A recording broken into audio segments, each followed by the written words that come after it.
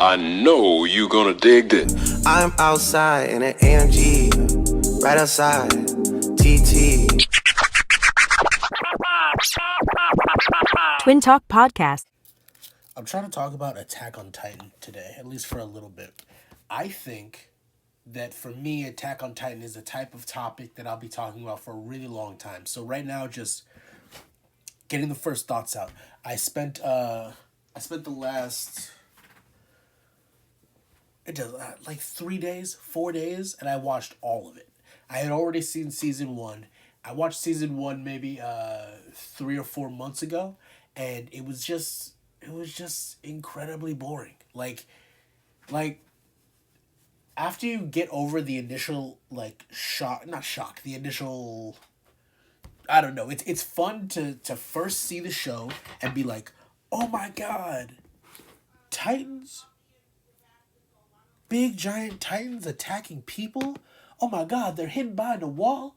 Oh my god, society is like on its last leg of like humanity. Like, oh shit, it's really cool." But after about, let me see how many episodes were in season 1. I think it was like 20 something episodes. After about 5 to 10 episodes, I'm like, okay, let's figure out a direction. Let's figure out what we're doing. Now I'm officially super bored. And nothing got me. Like, I would tell people who love Attack on Titan, season 1 is just so boring. And they would go, what? But didn't you see when this happened? What? But didn't you see when, like, with this? It's, whatever was hooking people never hooked me. And the only reason, like, Attack on Titan is one of many things that I watch strictly because of 2 things. I like anime, and it got super popular. Well, and actually, I don't even like anime that much anymore. I don't feel comfortable just saying I like anime. I have to, like, put caveats on it and be like, I like good anime. Or I like anime that really has, like, a good story. Or I have, like, anime that, like, really takes the time to have good animation. And I would say for the animation part, Attack on Titan hits it. Animation is beautiful. And even when it's not that beautiful, even when you can tell that, like, the animating team got a little bit lazy, the style that is drawn in is beautiful. It has these thick and thin lines that aren't, like, sometimes you'll see like Cartoon Network American art has a style of animation where it's like every line needs to be consistent in its width, and thin lines go with thin lines, thick lines go with thick lines. It kind of like, they look like stickers a lot, where like the outside is really thick and then the inside is thinner. Attack on Titan was just like, the art style feels really organic, and it pops really hard because these thick bold lines next to these really stark colors, vibrant colors, is really pleasing to the eye, really pleasing to the eye. So I was really into that. The story, here's something I'm gonna say a lot when I talk about Attack on Titan.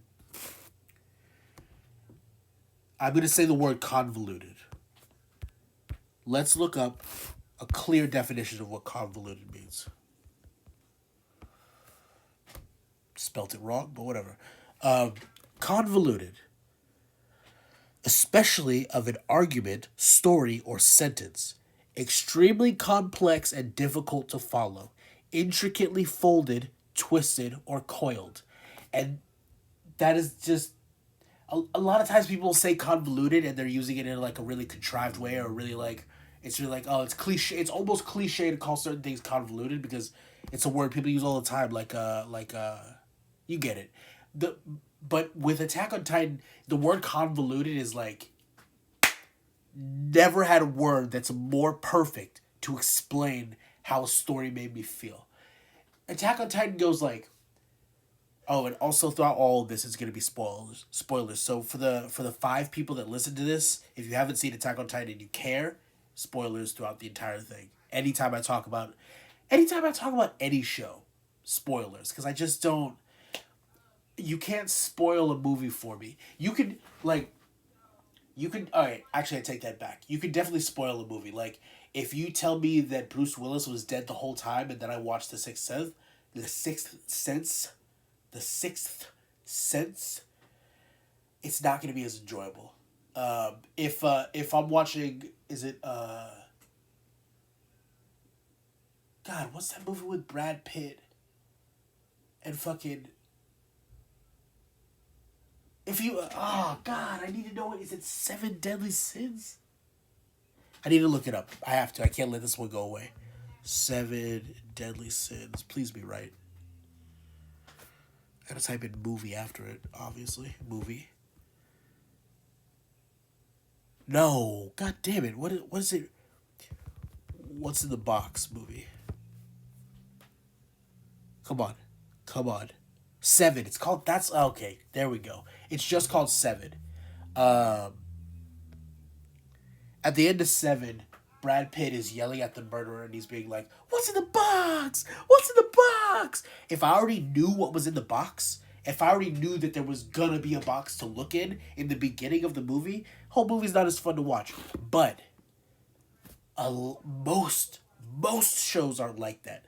Most shows are so paint by the numbers that you can tell what's coming a mile away. Things like Seven, things like The Sixth Sense, movies like that come from a time when like we could still be surprised. We've seen stories go around and around so many times nowadays that like barely anything really feels new. But with Attack on Titan, I don't think that there's any specific spoiler I can get that would have ruined my experience because it's not a lot of anime I find out is like this. It's not really what you find out, it's the journey. And I really admire that. So like with Attack on Titan, the things that would really get me was like the brutality. So there would be like Titans would be attacking a town and I'd go, okay, yeah, the Titans are gonna attack, whatever. And then they would spend like 30 seconds to a minute watching like a little kid get devoured. And I'd be like, whoa, whoa, whoa, oh, okay. So we're trying to really hardcore push this gruesome and like we're trying to make this world as real as possible and put it right in your face and make you uncomfortable with how serious this type of situation would be. And I really admire that. The things that I don't admire that break my view of the world are things like all right, I have to explain it by going around a One Piece metaphor. Not a One Piece metaphor, but just a One Piece based explanation. I really, really, really fucking love it. I really love to deal with a world within its world. You deal with Harry Potter within the realm that J.K. Rowling created. You deal with Looney Tunes within the world they created. They can paint sceneries on walls that they can walk into. You can't do that in fucking Dexter's Laboratory, even though they're both cartoons. Every world has. I'm sorry, I'm distracted. I got this pumice stone, and I scrubbed really hard under my in my armpits, and now there's skin that's rubbed away, and so when I sweat because it's a hot fucking day today, the sweat is going into the stinging parts of my arm. Oh, it hurts so bad. It's hard to keep my arms down. Fuck, it hurts. And this is probably gonna go on until tomorrow. Jesus Christ. All right. Well, anyways, every world in every fictional story has a world and it builds its own rules within that world. So like what I really love about One Piece is that the there the idea that the creator of One Piece started with was romance. And it was romance in like a very specific sense. It's not romance in terms of just love. It's romance and love, but it's a high it's what I see as a higher version of romance. Let me get the definition because I like reading it. A feeling of excitement and mystery associated with love. A quality or feeling of mystery, excitement, and remoteness from everyday life. So essentially like a dreamland. And the very first chapter in One Piece is titled Romance Dawn. So it's like it's like the beginning of a dream. So when you start in that sort of framework, everything after that is like has uber ultimum 100% maximum excuse to be this like fantastically driven world, and it's beautiful. So you get elephants that are like taller than skyscrapers. You get humans that are just like 30 feet tall, and it's not like, oh, you're 30 feet tall because you're a giant. No, it's just I just happen to be 30 feet tall. Oh, I just happen to be 15 feet tall. It's really fucking dope. And so whatever anything that would seem reality breaking happens in One Piece, you can excuse it away by being like, yeah, but this is like a dreamland. This is supposed to be romantic. I don't. Wait, 1 second. What's going on?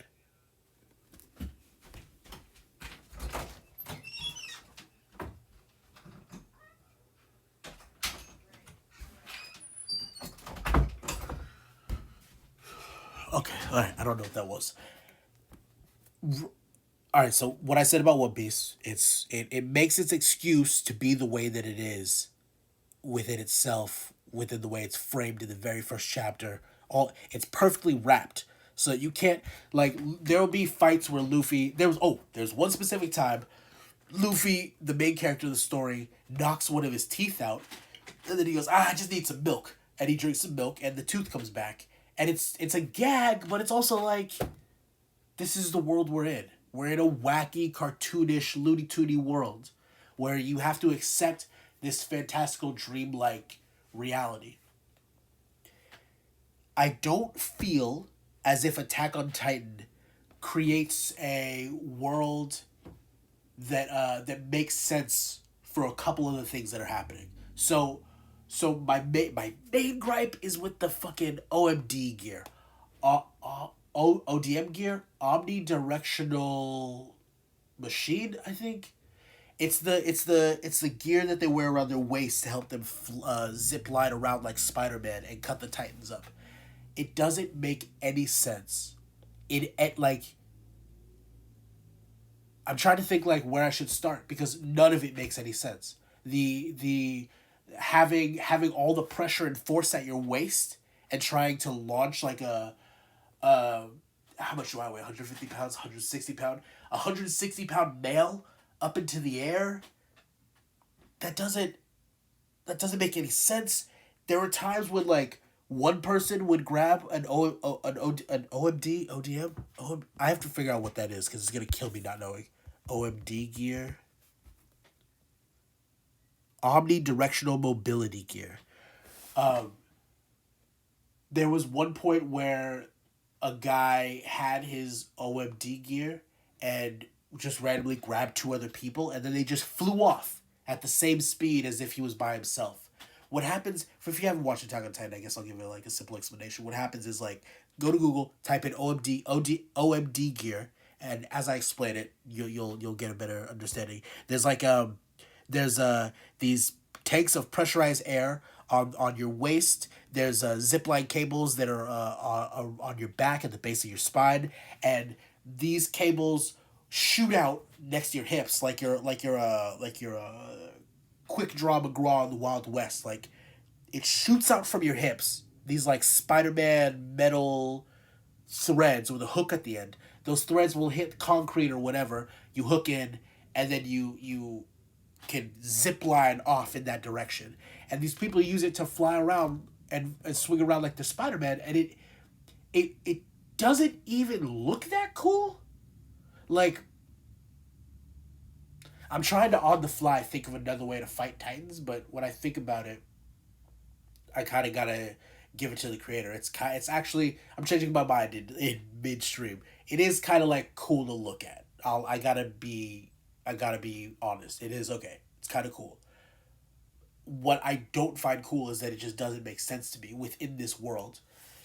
Because you haven't like you haven't you as an author hasn't been like, oh, humans are stronger, or oh, people who use the OMD gear have Titan DNA and they have strong legs, or I don't know, whatever dumb excuse. There's no there for me to be okay with this machinery.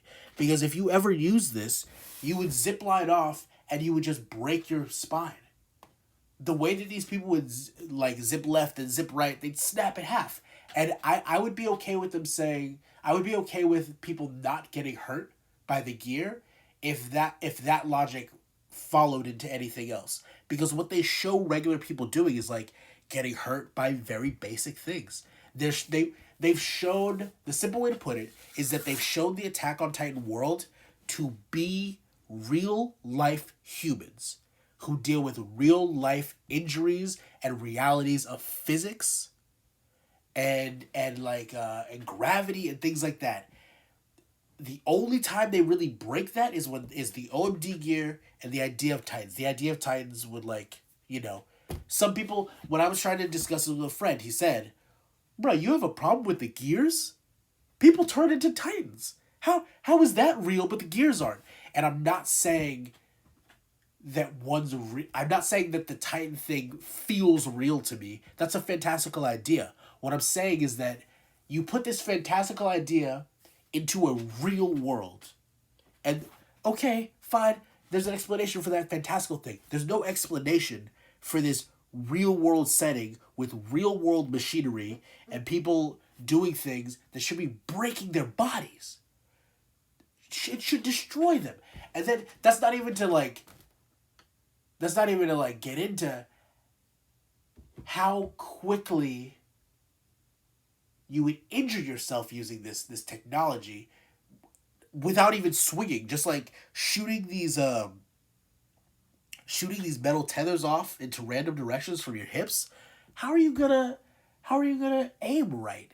And aim right in a moment's notice and gauge distances. These people would they would shoot off a rope and it would connect to something like 2 football fields away, but it would connect in an instant. That's not, it's like faster than a bullet. None of it, and I feel like I'm doing a horrible job explaining it, but no part of the physics of these OMD machines, gears, make any sense at all. And what I admired was that later on in the show, they did things like there's a time skip and technology gets a little bit better. And so they take the OMD gear and they do things like add a metal exoskeleton that goes across your back, to your arms, to your legs. And that made me go, okay, cool. Well, you know, that's it just is what it is. Like the artist was thinking like this first OMD gear is too rudimentary and people would die using this, so we have to make it better. But then they go and they add these fucking, what are these called? What are these called? Armaments. They create, I guess they're called armaments. They create these armaments. They're these long metal tubes that are supposed to be rockets. They launch rockets off of their arms, and this girl is flying around with 4 of them on her body. The rockets that they launch off from their arms, they're like literally as tall as they are. And so it's all metal and it's filled with fuel. I'm thinking about how much these weigh. And then I'm thinking, like, how do you calculate all this weight into the machine? And it's like, from every angle that my stupid, doesn't know anything about anything brain thinks about it, I can't accept the OMD gear because it just shouldn't even be a thing. Anyways, I think that might be all I want to say for now because I got so caught up in talking about the OMD gear. I didn't want this to go over 20 minutes. But all in all, I what I really admire about the story is that a good anime story can be distilled, and you could be like, here's the point of this story. Here's what the characters are really trying to say. Dragon Ball Z was kind of like, work hard, be nice. There's always a bigger challenge on the horizon, and that's kind of it. One Piece is like, freedom above all else. Go for your dreams. You don't die as long as people remember you. everyone is important and matters in some aspect. Blah blah things like that. Attack on Titan was really like a show trying to. Oh well, I thought I was gonna be rolling a joint while I talked, and I just sat here and talked for 20 minutes without rolling. I'm a fucking space case, my guy. Attack on Titan is really like it's a show about the sins of our fathers. It's that type of a genre where I saw before I watched any of it, I saw people going like, there was a meme that was like talking about how when you first watch Attack on Titans, you think it's gonna be, oh, a show about people killing Titans. Okay, yeah, let's check it out, and then you realize there's like genocide, Nazis, uh, um, uh, and like all these really serious topics, and I was like, oh wow, okay, well I can't wait to like get into that and see what's up, and the story's so convoluted that like a lot of these ideas get muddled up in the story, but there is a very beautiful basic story about like who starts a conflict, what's a valid reason for revenge, uh, sh- uh, are we responsible for the sins of our fathers, being born into a bloodline or being born into a society that indoctrinates you. There's house nigga stuff like uh there's people called Eldians, and they're the people who have the ability to turn into Titans. And then there's people called Marlians, and then there's Marlians, and then there's like everybody else because you eventually learn that this isn't the last of humanity. These people have been lied to, and they're living behind a wall. Um, they're living in a jail of their own making. But outside of that wall, if you're an Eldian that isn't inside that first wall you see in season one, everyone treats you like shit. Everyone treats you like 1960s America. Like, hey, you piece of shit, we hate you. Get out of here. What are you doing here? There was this one scene where like a really kind old janitor was coming up to clean a place, and there was some Eldian people on his balcony. They was coming up to clean it. You know who's an Eldian based on an armband you have to wear like Nazi Germany, and he realizes that they're Eldians, and he goes from oh hey, I'm just a nice man who came to clean, to he changes immediately to get the fuck out of here, you like he throws his bucket of water on them. And he's like, you've dirtied up my workplace. Get out. I was like, whoa, bro. The fucking the racism and bigotry in this show is like a 12 out of 10. Like, Jesus Christ, they really laid it on thick, and it was uncomfortable, and that's why I liked it, because a lot of shows would just be like the guy would just go, I hate you, and then that would be it. They'd go, oh, people have always hated Eldians. But in this, like, they overdo everything, so you really if you are a person with like no feeling in your bones, you're gonna feel this, because it's awkward, it's uncomfortable. But I love all these themes, because when you talk about Attack on Titan, you can get into, like many have, uh, um, genocide of the Jewish people, Nazi Germany. You could talk about Israel and Palestine. You could talk about black versus white people in America. And this show, oh God, I didn't start rolling again. Too preoccupied with talking. I obviously can't do two things at once. Um, but this show to me is another example of why I am angry at almost everybody. Because this show is a worldwide phenomenon right now. Demon Slayer made. Let's check how much Demon Slayer made. Demon Slayer box office. Demon Slayer made $503 million in the United States, and outside of that, I know it's $1 billion franchise. 30 is that 31 billion? No, it's not. I'm tripping. Anyways, Demon Slayer made like billions of dollars when they put their movie out. Jujutsu Kaisen made like $1 billion when they just put their movie out.